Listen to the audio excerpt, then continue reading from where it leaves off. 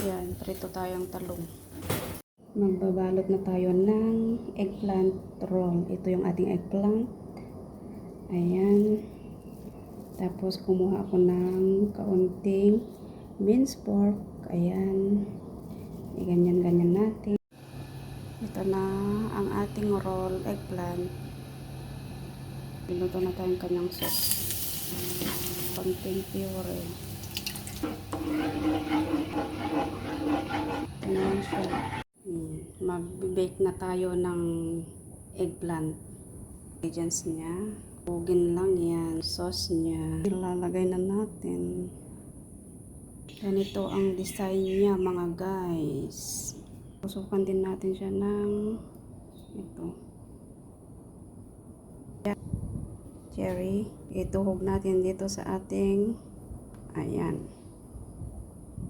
Oh, ito na yung ating new recipe. Pwede yan ang lama siya. Naman chili. Hindi natin ang chili.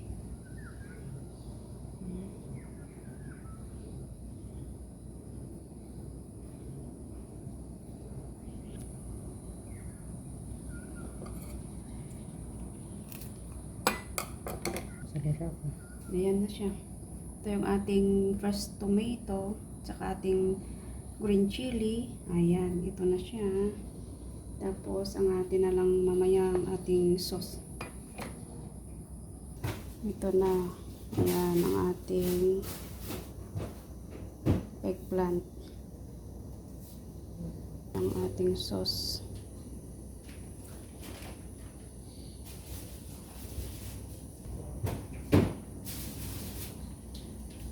Oh, ito na. I-bake natin ng kahit nasa 30 minutes.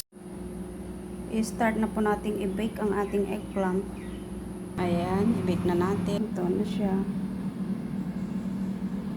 Ito na ang ating corn. Ayan.